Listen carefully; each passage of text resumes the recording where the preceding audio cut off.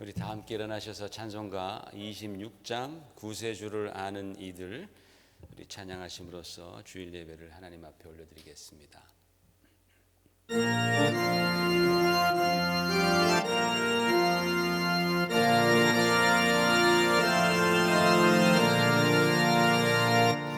구세주를 아는 이들 찬송하고 찬송하세. 마음과 뜻과 힘 다하여 경배드리세. 주를 알지 못한 이들 주가 친히 인도하사 그의 피로 구속하니 찬송 부르세. 약한 사람 도움받아 시험 중에 참게 되니 모든 죄를 이길 힘은 믿음 뿐이라. 진리 되신 우리 주는 영원토록 변함없네. 성도들아 주를 믿어 길이 섬기세.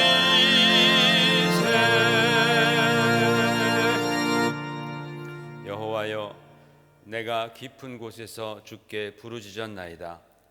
주여, 내 소리를 들으시며 나의 부르짖는 소리에 귀를 기울이소서. 여호와여, 주께서 죄악을 지켜보실진대 주여 누가 서리이까. 그러나 사유하심이 주께 있음은 주를 경외하게 하심이니이다. 나 곧 내 영혼은 여호와를 기다리며 나는 주의 말씀을 바라는도다. 파수꾼이 아침을 기다림보다 내 영혼이 주를 더 기다리나니 참으로 파수꾼이 아침을 기다림보다 더하도다. 이스라엘아, 여호와를 바랄지어다. 여호와께서는 인자하심과 풍성한 속량이 있음이라. 그가 이스라엘을 그의 모든 죄악에서 속량하시리로다. 아멘. 다 함께 앉으셔서 예배를 위해서 또 우리 영혼을 위해서 함께 이 시간 기도하실 때, 하나님, 제가 주님 앞에 나왔습니다.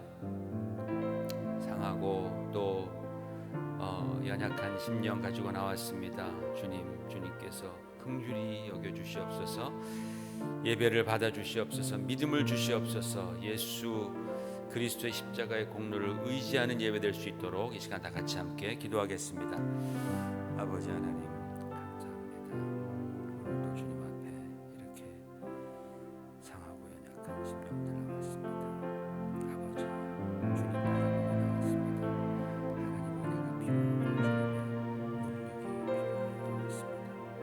하나님의 축복이 필요합니다. 오늘 우리에게 예배를 통하여서 그 하늘의 신령한 은혜와 축복을 함께 주시고 세임 주시고 강건케 하시고 화목하여 주시며 주님 영광 드러내시옵소서.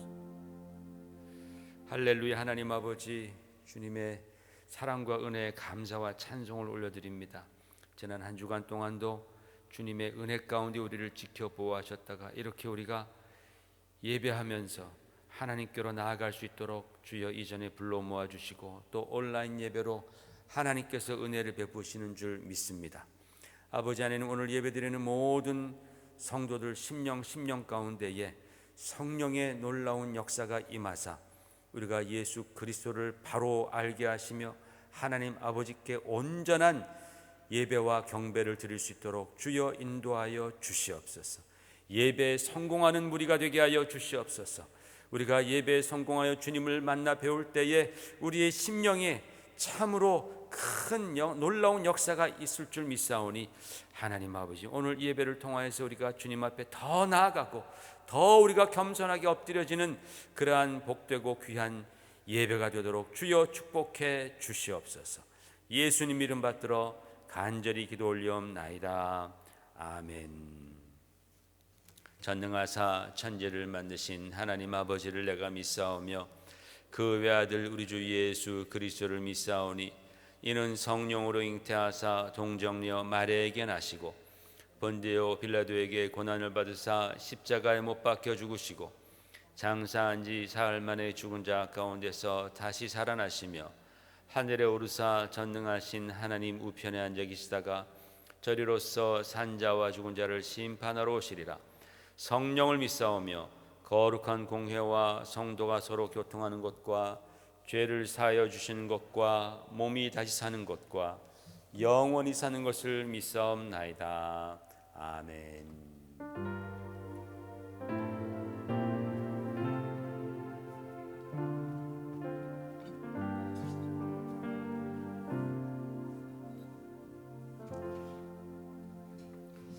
할렐루야.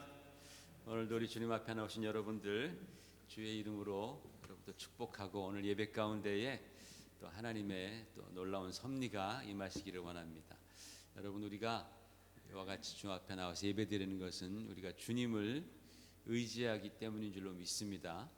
주님께서 이미 우리에게 많은 은혜를 베풀어 주셨습니다. 사람들은요, 신앙생활하면서 자꾸만 또 증거를 달라고 또 보여달라고 계속 그래요. 예수님 시대 때도 바리새인들이 그랬습니다. 또 증거 보여달라고, 네가 그리스도인 증거를 또 보이라고, 또 보이라고. 소문을 얼마나 많이 듣고 자기 눈으로 보았음에도 불구하고 또 보이라고 계속해서 그래요. 주님께서 너에게 줄 증거는 요나의 증거밖에 없다라는 말씀을 하셨죠. 그죠? 예수님께서 십자가에 달려 죽으셨다가 이제 다시 살아나시는 바로 그 증거, 그 증거를 이미 우리에게 하나님은 보여주셨습니다. 그 예수 그리스도 믿고 의지하면서 오늘도 주님을 바라보고 나아갈 때에 하나님의 능력이, 하나님의 은혜와 하나님의 기쁨과 성령의 역사하심이 우리 예배드리는 자들 가운데 임할 줄 믿습니다. 아멘. 바로 그 믿음 가지고 우리 구주 예수 의지하니 찬양하십시오.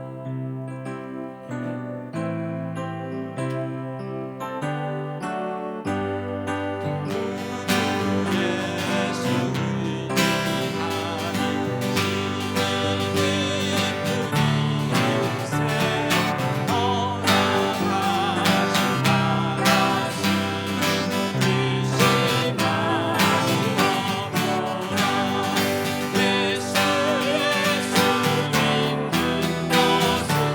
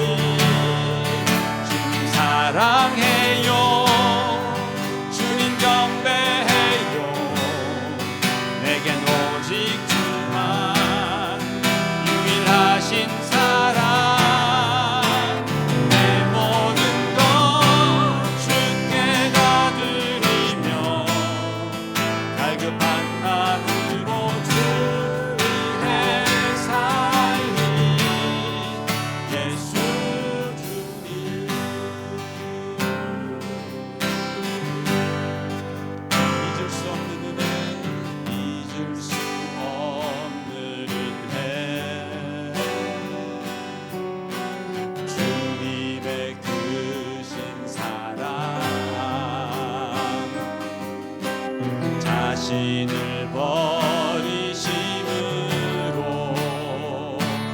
나를 품어주셨네. 우리의 허물을 덮으시고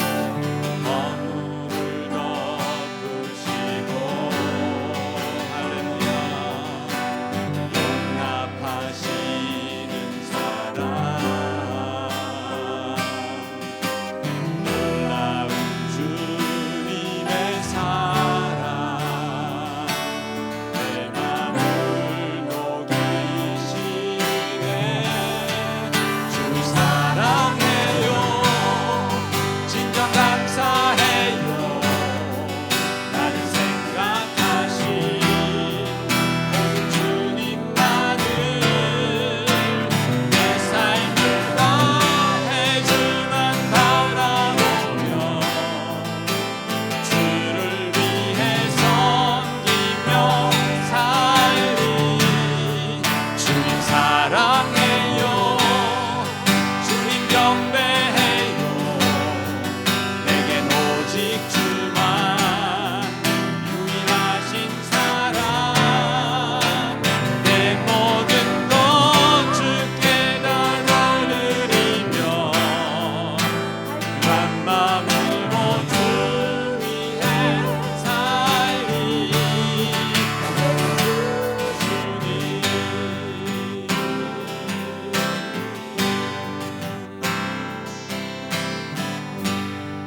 이 시간에 같이 중보기도 하십시다. 이 시간에는 특별히 우리 미국 대선 위해서 기도하십시다.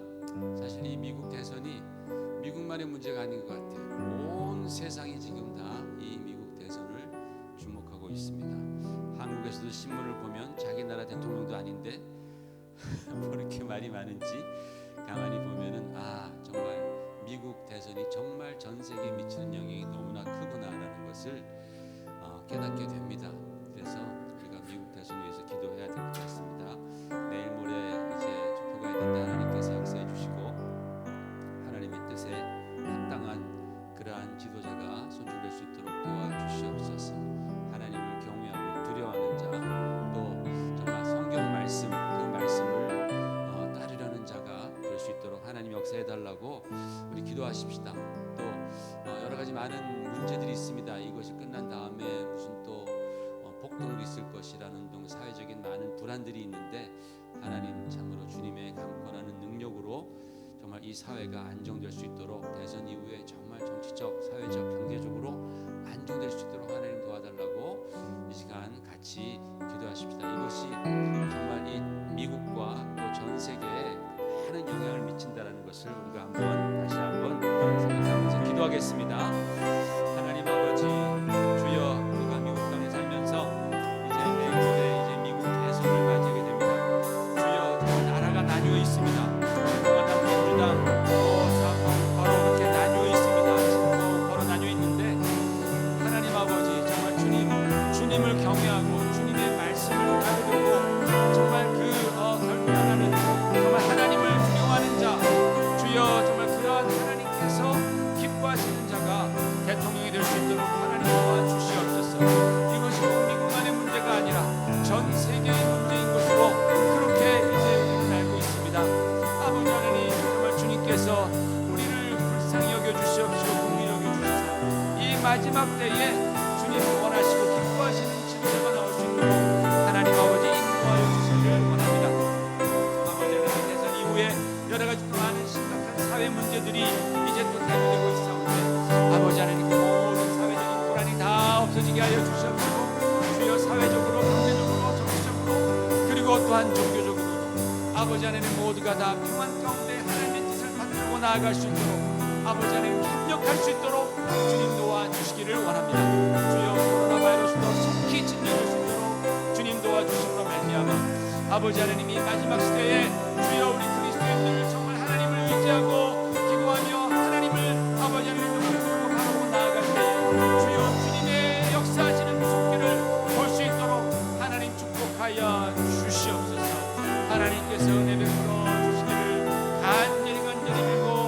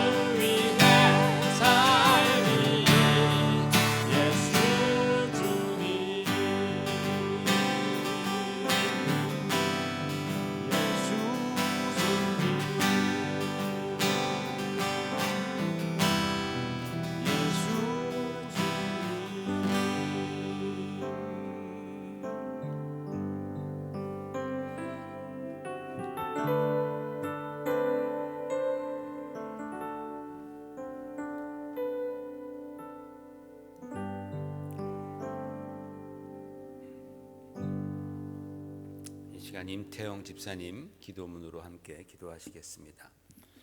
사랑과 은혜가 충만하신 하나님 아버지, 참 진리이시고 생명이신 주님을 찬양하고 경배합니다. 11월의 첫날 주님의 집인 큰사랑교회에서 예배 드릴 수 있음에 감사를 드립니다.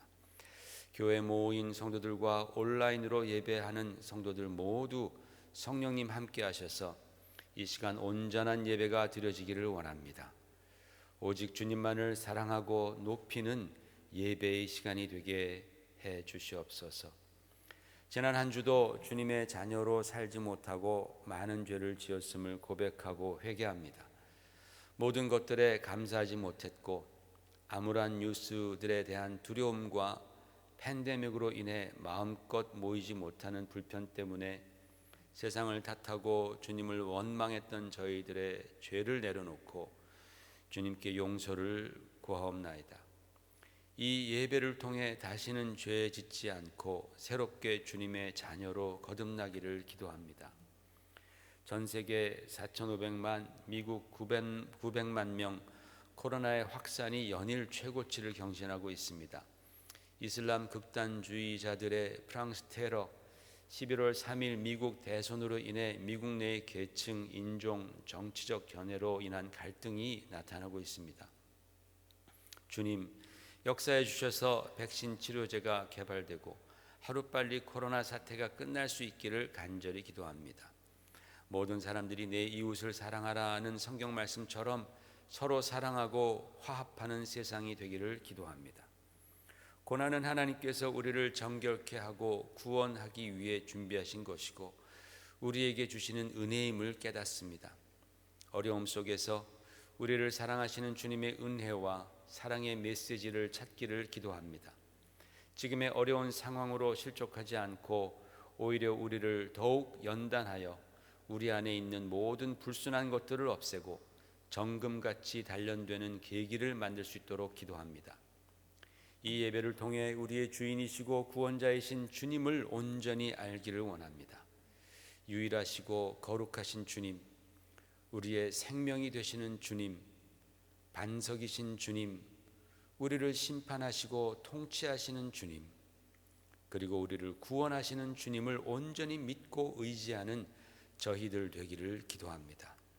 목자로 세우신 김성환 목사님 늘 지켜주시고 지치지 않게 하시고 그의 입을 통해 온전히 주님 나라 보기를 원합니다. 우리의 귀를 열어 주의 음성을 듣게 하시고 마음을 열어 성령님 만나게 해주세요. 이 모든 말씀 우리 주 예수 그리스도의 이름으로 기도드렸습니다. 아멘.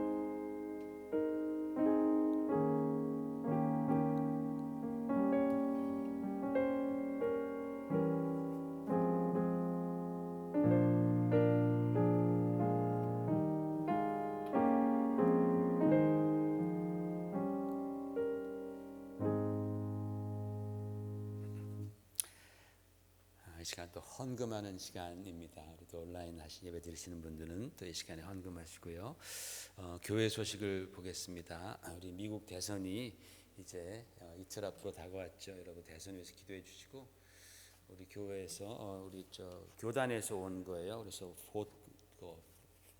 그 투표자들 가이드인데 이제 조 바이든 또 대통령 후보 그리고 또 도널드 대통령 트럼프 대통령 이 두 사람의 정책이 이제 어떤 것이 있는지에 대해서 우리는 잘 모르잖아요. 그래서 이 교단에서 그 두 분의 정책 그리고 뒤에 보면은 또 그 상원 의원들 뭐 이런 분들의 공화당 민주당이 그분들의 이제 정책들 간단하게 명료하게 뭐 이제 이런 것들 뭐 예를 들어서 낙태는 여기는 반대 여기는 찬성 뭐 이런 식으로 해가지고 그런 식으로 이제 정리하는 게 있으니까 여러분 혹시 필요하시면 가져다가 보시고 여러분도 투표해 주시길 바랍니다. 여러분 꼭 기도해 주시길 바랍니다. 하나님께서 원하시는 리더가 대통령 될 수 있도록 이게 정말 큰 이슈인 것 같아요. 그래서 전 세계적으로 지금 귀추가 주목되고 있습니다. 마태복음 큐티가 시작됐습니다, 여러분. 그래서 그동안 구약을 쭉 했는데 이제 복음서 또 아주 귀한 복음서 우리 시작을 했는데 여러분이 꼭 한 장 읽으시고 제가 보내드리는 그 내용을 읽으시든지 아니면 제가 보내드린 내용을 먼저 읽으시고 한 장을 읽으시든지 꼭 한 장 한 장 읽으시기를 부탁을 드립니다.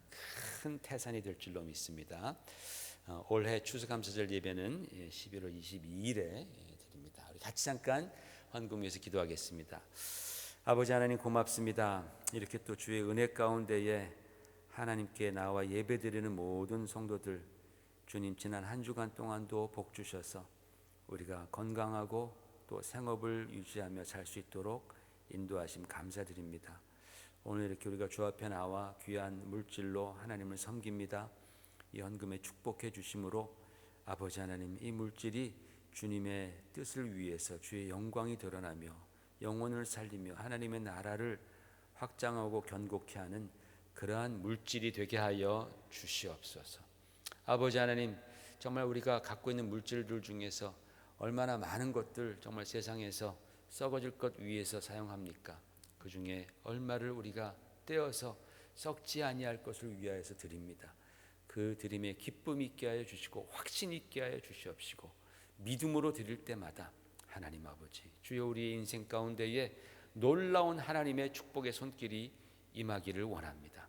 주님의 약속 믿고 11조하며 또 감사하며 선교하며 여러 가지 모양으로 주 앞에 드리는 손길 그 가정 그리고 그 미래마다 하나님 아버지 우리가 돈으로 살 수 없는 놀라운 하나님의 하늘의 축복으로 주여 채워 주시옵소서. 지금까지 채우셨사오니 앞으로 더 주님께서 이끌어 주실 줄 믿고 예수님 이름으로 간절히 기도 올리옵나이다. 아멘. 오늘 하나님 말씀은 고린도전서 15장 10절 다 같이 일어나셔서 15장 10절 상반부 짧은 말씀입니다. 같이 한번 함께 두 번 읽겠습니다. 시작. 그러나 내가 나 된 것은 하나님의 은혜로 된 것이니. 그러나 내가 나 된 것은 하나님의 은혜로 된 것이니. 아멘. 앉으시기 바랍니다. 여러분, 지난주에 우리는 유다 왕 요시야의 개혁을 이제 우리가 함께 나누어 보면서 그동안 이스라엘이, 예루살렘이, 유다 왕국이 얼마나 타락했는지, 예루살렘 성전이 종교 혼합주의로 얼마나 망가졌었는지를 우리가 살펴보았습니다. 다윗 왕이 정말 그렇게 여호와 하나님 한 분만을 사랑하고 섬기고 참 그렇게 주님만을 받들었잖아요. 그죠? 주님만을 의지했잖아요.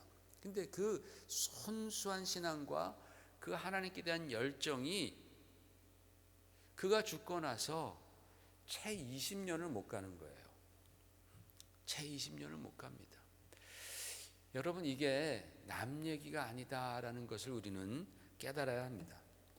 부모의 신앙과 영적인 유산, 이것이 자녀에게 흘러가는 것 맞습니다. 자녀에게 이 영적인 유산들이 흘러갑니다. 그러나 자녀 때 가서 그 귀한 영적인 축복들을 다 홀랑 까먹고 그냥 그렇게 살다가 그 다음 세대에 가서는 하나님을 전혀 알지 못하고 오히려 막 하나님과 원수가 되어버리는 그런 경우들이 너무나 많이 있다라는 거예요. 그러니까 인간이 하나님을 잊는 데에는 몇 년 안 걸려요. 몇 년 안 걸립니다. 지금 우리가 성경에서 그것을 보는 겁니다. 유럽을 보십시오. 100년 전까지만 하더라도요, 성경적 가치를 위해서 싸우던 사람들이 많았습니다. 선교사를 보냈습니다. 우리나라도 유럽에서 막 선교사 보내잖아요. 영국에서 막 선교사 보냈지 않습니까? 최초의 선교사가 영국 선교사 아니었습니까? 근데 지금은 어떻습니까? 완전히 거의 무신론자의 나라로 변해버렸습니다. 유럽이. 미국도 청교도 신앙이 바탕이 되어서 건설된 나라지만은 막 눈 깜짝할 사이에 히피 문화가 들어오고 나서부터 눈 깜짝할 사이에 하나님을 떠나 성경을 부정하고 교회를 핍박하는 그런 나라가 될 수도 있다라는 것이죠. 여러분, 그 지혜롭던 솔로몬이 교만해집니다. 그래서 이방 여인들과 정략 결혼을 합니다. 자기의 지혜로는 그렇게 이방 여인들과 이방 강대국과 정략 결혼을 하는 것이 나라를 지키는 것이다 라고 그렇게 판단을 했나 보죠. 그렇게 정략 결혼을 하면서 이방 신들이 도입되기 시작했습니다. 그런데 그 가증스러운 이방 우상들을 섬기는 것이 인간 내부에 있던 그 추악한 욕망과 딱 맞아 떨어지는 거예요. 하나님을 섬기는 것보다 훨씬 더 재미있고 짜릿한 겁니다. 그러니까 유다 백성들이 그 우상들을 섬기면서도 이게 아니지, 이게 아닌데 라고 분명히 생각하면서도 이게 한번 거기에 가면요, 빠지면은 은근히 이게 중독성이 있는 거라. 자기의 죄성을 만족시켜 주는 거예요. 그렇잖아요. 왜 우리 여러분 자기의 죄성을 확 만족시켜 줄 때 그 만족이 있지 않습니까? 그 결과 예루살렘 주위에 버젓이 세워진 각종 신당에서 이스라엘 백성들은 우상들을 음란하게 섬겼고, 또 기회가 되면 성전에 가서 여호와 하나님도 그렇게 함께 섬겼습니다. 완전 에큐메니컬 운동이 그때 일어난 거죠. 온 종교들을 다 혼합해서 섬겨버리는 겁니다. 급기야는 아하스 왕 때가 되어서 예루살렘 성전을 완전히 이방 신전처럼 뜯어 고칩니다. 그리고 그 안에 바알 주상도 세우고 아세라 목상도 세우고 심지어는 남창의 집까지 그 성전 안에 들였다라고 성경은 말하고 있습니다. 혼합주의의 끝판왕입니다. 혼합주의의 끝판왕, 종교 혼합주의. 영적으로 보면은 거의 소위 막장 드라마까지 다 간 거예요. 이스라엘, 유다, 예루살렘에서 말입니다. 히스기야와 요시야 같은 그러한 정말 하나님을 사랑하는 왕이 즉위하면서 그런 부패와 타락을 개혁해 보려고 힘썼지만은 이미 백성들 마음속에 깊이 수백 년 동안 깊이 자리 잡고 있는 그 우상을 향한 간절함, 우상을 향한 그 동경, 사랑, 이런 것들이요, 그렇게 한두 번의 개혁으로 인해서 그 자기의 죄의 욕망을 채우려는 그 죄성을 뿌리까지 뽑기에는 역부족이었다라는 거예요. 그만큼 많은 세월이 그렇게 흘렀던 것입니다. 죄의 길로 가도 너무 많이 가버렸고, 죄악을 범해도 너무 많이 범했던 이스라엘과 유다 왕국을 하나님께서는 마치 광야 1세대들을 광야에서 다 멸하신 것처럼 적국의 손에 넘겨주셨던 것입니다. 여기서 우리는 성경을 읽으면서 왜 하나님께서는 자기 백성을 바벨론으로부터 구원하지 못했지? 하나님은 왜 무능력하게 가만히 계셨지?라는 아주 우매한 질문을 하면 그것은 성경을 너무나 모르는 것이고 하나님의 마음을 너무나 모르는 것이고 그때의 시대상을 너무나 모르는 것입니다. 우리가 그런 것을 보면서 깨달아야 할 것은 인간이 얼마나 큰 죄인인가, 인간이 얼마나 하나님 앞에서 불순종하며 하나님의 마음을 아프게 하셨는가, 하나님이 그렇게 하시지 않으면 돌이킬 수 없을 정도로 얼마나 그들의 상황이 완전히 부패되어 있었고 망가졌는가, 얼마나 사람들은 교만하여 자기 생각대로 하면서 하나님의 말씀을 떠났는가, 이런 것들을 깨달아야 하는 거예요. 얼마나 인간들은 자신의 욕망의 노예가 되어서 하나님의 말씀을 들어도 깨닫지 못하는 그런 어리석고 아둔한 자가 되어버렸는가. 또 순수해야 할 신앙조차도 혼합시켜서 변질시켜버리는 그러한 사악한 존재가 되었다라는 거예요, 인간이. 그것을 우리는 이 이스라엘과 유다의 멸망을 통해서 깨달아야 합니다. 우리 예수님께서는 요한복음 17장 3절에 이렇게 말씀하셨습니다. 같이 읽어보십시다. 시작. 영생은 곧 유일하신 참 하나님과 그가 보내신 자 예수 그리스도를 아는 것이니이다. 아멘. 영생은, 구원은 곧 유일하신 하나님과 곧 그의 보내신 자 예수 그리스도를 아는 것이니이다. 유일하신 하나님, 삼위일체 하나님을 아는 것이, 그것이 곧 영생이다 라고 주님은 분명히 말씀해 주셨습니다. 여러분, 우리가 이 혼란한 시대에 살면서 우리가 지금 정치적, 사회적으로도 혼란하지만 그러나 사실은 영적으로도 굉장히 혼란하죠. 굉장히 혼란한 이 시대에 살면서 여러분, 우리의 믿음은 혼합되면 안 됩니다. 섞이면 안 됩니다. 성경은 정금 같은 믿음이라는 표현을 자주 쓰죠. 오직 삼위일체 하나님만, 한 분만을 의지하고 성경 말씀에 순종하며 따르는 믿음이 바로 불순물이 섞이지 않은 정금 같은 믿음, 구원받는 믿음인 줄 믿습니다. 바로 여러분, 이 오직 하나님 신앙으로 승리하시는 여러분 되시기를 주의 이름으로 축원을 드립니다. 여러분이 마음에 결단하셔야 됩니다. 이게 나와 내 집은 오직 여호와 하나님을 섬기리라. 이 결단이 없으면 이 혼탁한, 영적으로 혼탁한 세상에서 견딜 수가 없는 거예요. 무너져 버립니다. 바로 이 오직 하나님 신앙으로 승리하시기를 바랍니다. 오늘은 오직 믿음 시리즈 4번째 시간으로 주제는 하나님의 은혜에 관해서 말씀을 드리려고 합니다. 여러분, 우리의 믿음은 어떤 믿음이냐? 하나님께서는 은혜 베푸시는 분이시다라는 사실을 믿는 믿음이에요. 아멘. 우리 하나님은, 내가 믿는 하나님은 은혜 베푸시는 하나님이시다. 여러분은 정말 하나님께서 은혜의 하나님이심을 믿으십니까?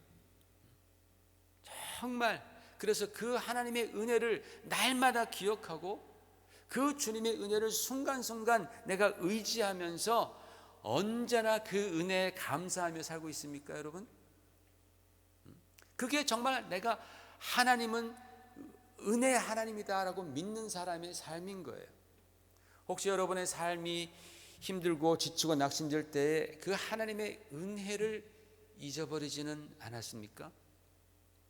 혹시 하나님의 은혜가 어디 있냐고 불평하고 원망하면서 그런 시간을 보내지는 않았습니까? 여러분, 우리의 신앙은요, 다른 거 몰라도 이 하나님의 은혜, 유일하신 하나님을 내가 믿는다면 이제 그분의 은혜에 깊이 뿌리를 내려야 합니다. 왜냐하면 하나님의 은혜가 아니라면 우리는 소망 없이 죽을 수밖에 없는 죄인들이기 때문에 그렇습니다. 하나님의 은혜가 아니라면 우리는 죽을 수밖에 없는 죄인입니다. 여러분, 제가 성경을 이제 읽고 혼자 공부하면서 놀란 사실이 하나 있습니다. 우리는 교회 나오면서 언제나 이 말씀을 듣죠. 하나님이 당신을 사랑하십니다 라는 그런 말씀을 듣습니다.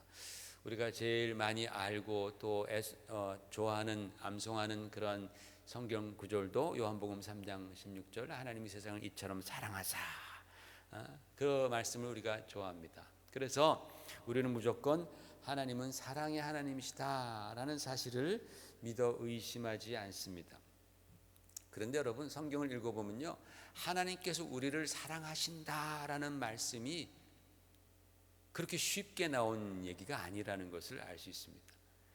창세기 전체를 다 읽어봐도 하나님이 우리를 사랑하신다라는 말씀이 한 군데도 없어요. 출애굽기를 다 읽어봐도 거기에서 하나님이 우리를 사랑하신다라는 말씀이 한 군데도 안 나와요. 레위기를 잠을 깨어가면서 다 읽어도 거기에서 하나님이 너희를 사랑하신다라는 말씀이 안 나와요. 민수기를 읽어도요, 다 읽어도 거기에서 하나님이 너희를 사랑한다라는 말씀이 안 나옵니다. 그러니까 성경을 읽으면서 마음이 초조해지는 거예요. 심각해지는 거예요.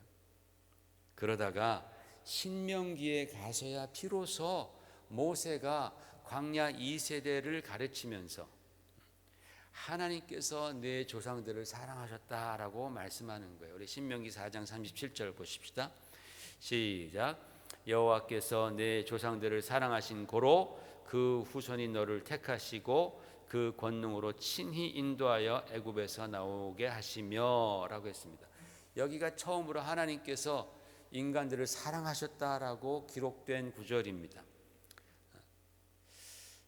이 하나님의 사랑에 대해서 제가 다음번에 또 이제 말씀을 나누겠습니다. 자, 그렇다면 성경에서 하나님의 사랑보다 더 강조된 것이 무엇인가? 그게 바로 하나님의 은혜예요. 하나님의 은혜. 물론 하나님께서 우리를 사랑하신다라는 말씀이 창세기에 안 나왔다고 해서 하나님 우리를 사랑하지 않은 것은 아닙니다. 그러나 인간에게 더 절박하게 필요한 것이 무엇이냐? 그것은 바로 하나님의 은혜라는 거예요. 왜냐? 우리는 다 하나님 앞에 끔찍한 죄인들이기 때문입니다. 여러분, 죄인에게 가장 절실히 필요한 것이 무엇입니까? 내가 지금 누구를 죽이고 실수로 죽이고 살인을 하고 도망갑니다. 나에게 필요한 것이 내 어머님의 끝없는 사랑이겠습니까? 아니면 그 죽은 아들을 부여안고 슬퍼하는 그 다른 어머니의 용서해 주시는 은혜이겠습니까? 당연히 죄인에게는 은혜가 필요한 거예요. 은혜가. 사랑도 중요하지만 내가 살기 위해서 은혜가 필요한 거예요. 그래서 성경에는 하나님의 사랑보다 하나님의 은혜가 먼저 나온다라고 저는 그렇게 생각을 했습니다. 여러분의 생각은 어떠신지 모르겠어요. 우리 창세기 6장 8절 보십시다. 시작. 그러나 노아는 여호와께 은혜를 입었더라. 여기가 바로 성경에서 가장 먼저 은혜라는 단어가 나온 구절입니다. 여러분 잘 기억해 두시기를 바랍니다. 성경에 첫 번째 나올 때 그 단어의 그 definition, 그 성격이 규정되는 경우가 참 많습니다. 그런데 여기서 나온 이 은혜라는 단어의 성격이 뭐냐라는 거예요. 노아가 하나님의 은혜를 입어서 뭐가 어떻게 됐다라는 거예요. 그래서 그 다음을 보면 알 수 있죠. 다른 사람들은 다 심판받고 다 물로 죽임을 당하는데 노아와 그 가족들은 방주 속에 쏙 들어가서 심판을 면하고 죽음에서부터 구원을 받게 됐다라는 거예요. 하나님의 은혜를 받아서 노아가 누린 것이 바로 심판에 이르지 아니하고 사망에서 생명으로 옮긴 것 아니겠습니까? 그게 바로 노아가 받은 은혜라는 거예요. 이처럼 여러분 성경에서 가장 처음 사용된 은혜는 심판받지 않고 구원에 이른다라는 뜻입니다. 이것은 오직 하나님만이 인간에게 베풀 수 있는 은혜라는 거예요. 사람끼리는 그게 불가능합니다. 두 번째로 은혜라는 단어가 사용된 곳은 바로 이곳입니다. 창세기 18장 3절 시작. 이르되 내 주여 내가 주께 은혜를 입었사오면 원하건대 종을 떠나 지나가지 마옵시고. 이게 무슨 얘기 같아요? 어디서 나온 말씀 같아요? 아브라함에게 여호와의 천사들 셋이 나타났습니다. 그들에게 아브라함이 한 말입니다. 계속해서 그 내용을 읽어보면 그 천사들 중 한 분이 하나님 자신이라는 사실을 알게 되죠. 신학적인 용어로는 theophanie라고 그럽니다. 하나님께서 나타나셨다, 하나님께서 현현하셨다. 그래서 theophanie라고 말을 하면서 하나님의 현현, 그때 아브라함 앞에 나타나신 것이죠. 그런데 아브라함에게 하나님께서 이때 나타나셔서 주신 진짜 은혜가 뭐냐라는 거예요. 진짜 은혜가 뭐냐. 10절을 보십시다. 같이 읽어보십시오. 시작. 그가 이르시되 내년 이맘때 내가 반드시 내게로 돌아오리니 내 아내 사라에게 아들이 있으리라 하시니 그랬습니다.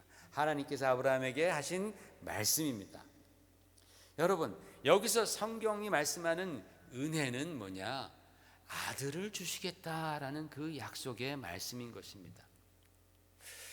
이것은 아브라함과 사라가 정말 수십 년 동안 기대하고 고대하던 소원을 이루어 주시겠다라는 그런 말씀이겠죠.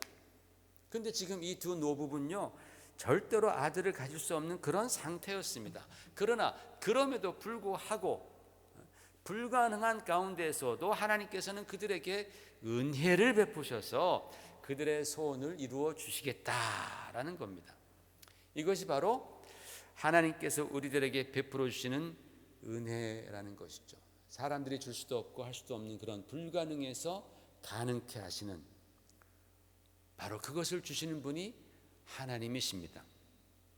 그런데 여러분, 우리 하나님께서 아브라함을 불러내시고 그에게 아들을 주시는 진짜 의도는 무엇입니까? 그 부부들의 그 아들을 갖고 싶어하는 그 소원, 간절한 소원, 그거 하나 충족시켜 주시는 것이었습니까? 그렇지 않습니다. 하나님의 진정한 의도는 다른 곳에 있는 것이죠. 하나님께서 아브라함을 부르시면서 내가 복이라고 말씀하시면서 열방이 너로 말미암아 복을 받으리라 라는 말씀하십니다. 한번 읽어보십시다. 창세기 12장 2절 3절 시작. 내가 너로 큰 민족을 이루고 내게 복을 주어 내 이름을 창대하게 하리니 너는 복이 될지라. 너를 축복하는 자에게는 내가 복을 내리고 너를 저주하는 자에게는 내가 저주하리니 땅의 모든 족속이 너로 말미암아 복을 얻을 것이라 하신지라. 땅의 모든 족속이 너로 말미암아 복을 얻을 것이다. 여러분, 도대체 아브라함으로 말미암아서 우리가 무슨 복을 받았다라는 거예요? 도대체 아브라함 그 옛날 유대인 그분을 통해서 우리가 도대체 무슨 복을 받았다라는 겁니까?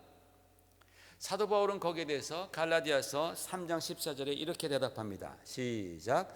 이는 그리스도 예수 안에서 아브라함의 복이 이방인에게 미치게 하고 또 우리로 하여금 믿음으로 말미암아 성령의 약속을 받게 하려 함이라라고 말했습니다. 즉 아브라함이 자기 민족, 자기 자손, 자기 민족에게 뿐만 아니라 온 세상 사람들에게, 심지어는 우리에게까지 하나님의 축복을 가져올 수 있었던 것은 바로 그의 자손, 그 씨를 통해서 이 땅에 오신 예수 그리스도 때문에 가능했다라는 거죠.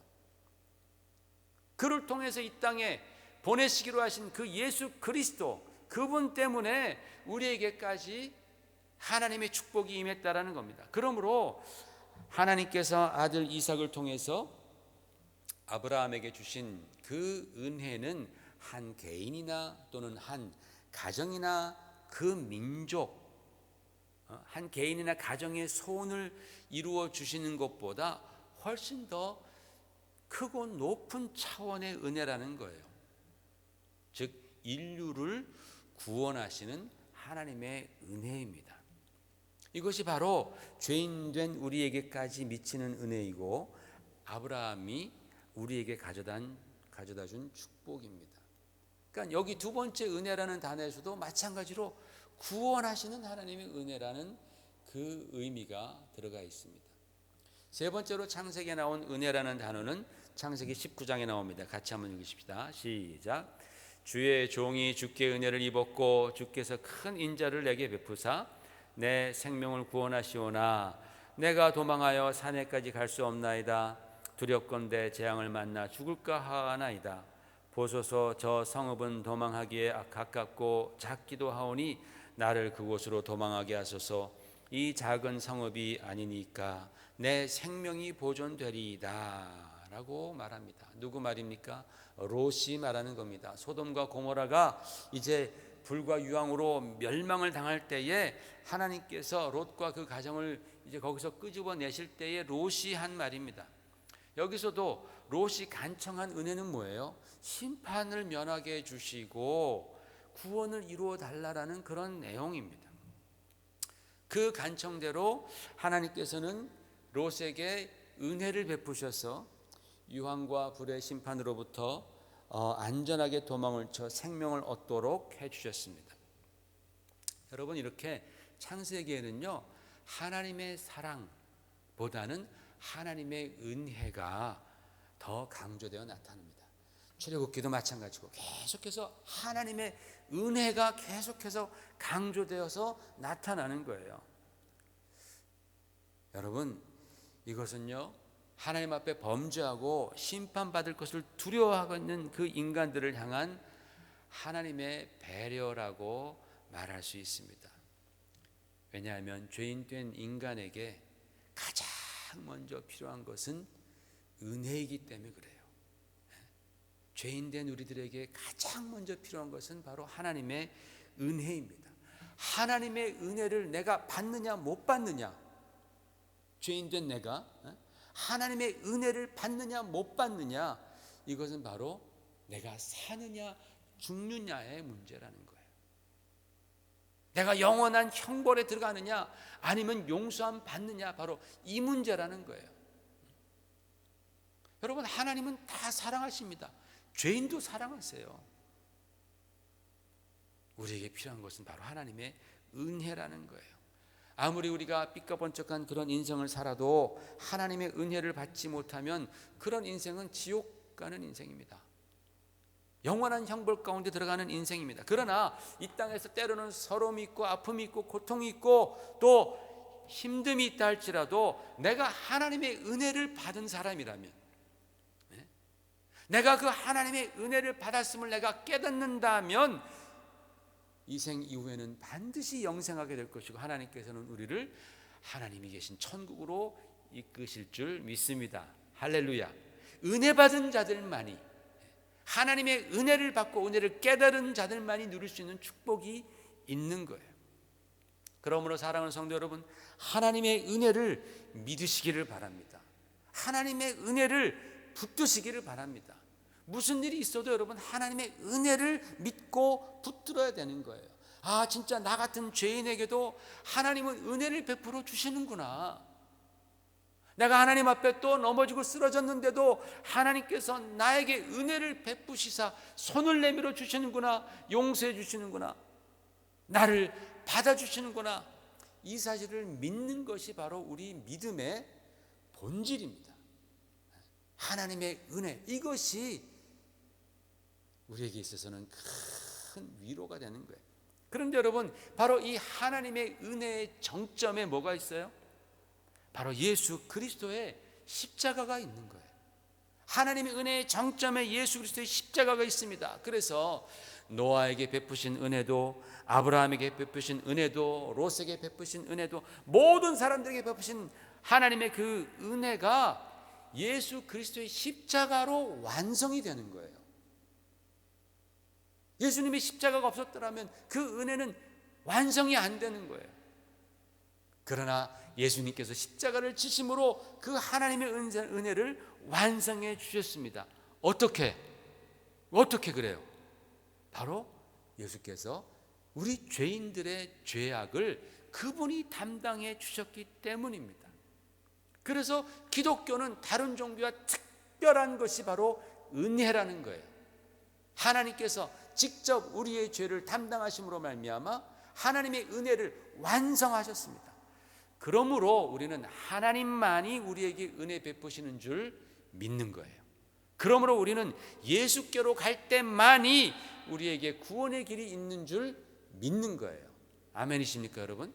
에큐메니컬 운동이 아닙니다. 여기도 구원이 있고 저기도 구원이 있는 게 아닙니다. 거기에는 종교는 있지만 은혜는 없는 거예요. 거기는 좋은 말씀들은 있지만 그러나 내 죄를 대속해서 죽임당하시고 부활하신 구속자가 없는 거예요. 그래서 거기는 은혜가 없어요. 죄인에 대한 은혜가 없는 거예요. 히브리어로 은혜를 헨이라고 말합니다. 여러분 보시면 헨, 맨 위에 있죠. 헨이라고 말하는데, 그런데 이 헨은요 하나라는 동사에서 왔다고 학자들은 얘기합니다. 이 하나라는 단어는 뭐냐면 텐트를 치다, 천막을 치다라는 뜻입니다. 여러분 생각해 보세요. 물도 없고 길도 없는 그런 광야에서, 팔레스타인 지역이죠. 뜨거운 햇빛을 받으면서 며칠이나 살 수 있을 것 같아요? 심각한 탈수와 일사병 현상과 그리고 심리적인 두려움으로 아마 3일을 못 넘길 것입니다. 그렇게 죽음을 앞두고 방황하다가 보니까 저쪽에 천막이 보이는 거예요. 천막이. 그런데 보통 천막이 있는 곳은 다 오아시스가 있는 곳 아닙니까? 그죠? 내가 기진맥진해서 거의 죽을 둥 말 둥, 거의 쓰러질 듯 하면서 그리로 다가갈 때 천막에서 주인이 나와서 나를 안아주는 거예요. 그리고 나를 데려다가 그늘에 눕히고 물을 마시고 음식을 주고 나로 하여금 쉬게 하는 거예요. 나를 푸른 초장으로 인도하시고 물가에 눕히시고 나를 먹이시는 거예요. 그리고 쉬게 하는 겁니다. 이게 바로 성경에서 말하는 헨, 은혜 안에 들어있는 의미입니다. 그 죄로 말미암아 이 땅에서 지치고 죽어가는 영혼들을 주님께서 받아주시고 쉬게 하시고 먹여주시고 우리를 회복시키시는 은혜. 예수님께서 마태복음 11장 28절에 이렇게 말씀했습니다. 시작. 수고하고 무거운 짐진 자들아 다 내게로 오라. 내가 너희를 쉬게 하리라. 요한복음. 내가 문이니 누구든지 나로 말미암아 들어가면 구원을 받고 또는 들어가며 나오며 꼴을 얻으리라.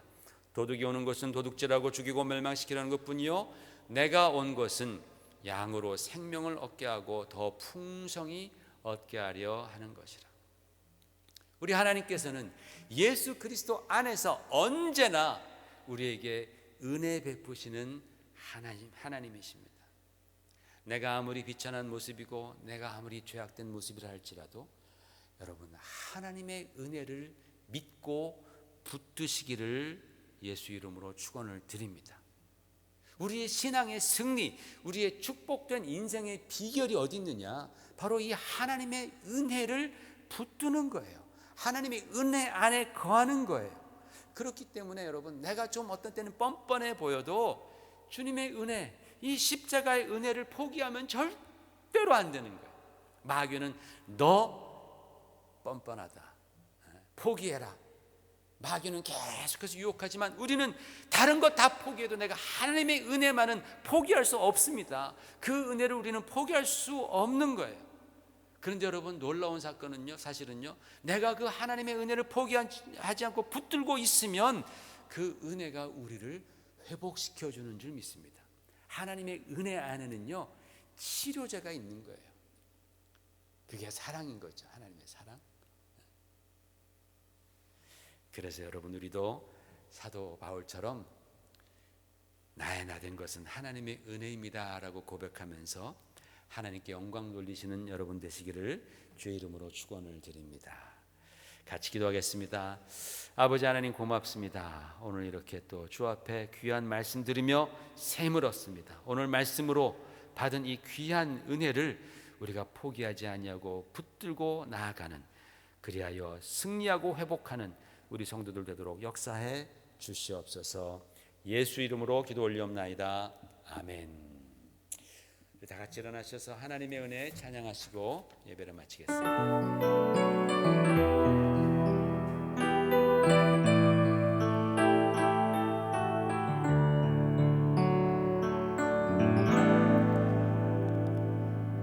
나를 지으신 이가 하나님, 나를 부르신 이가 하나님, 나를 보내신 이도 하나님, 나의 나 된 것은 다 하나님 은혜라.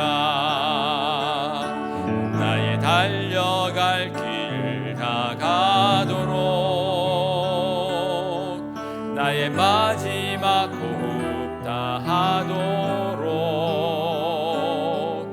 나로 그 십자가 품게 하시니,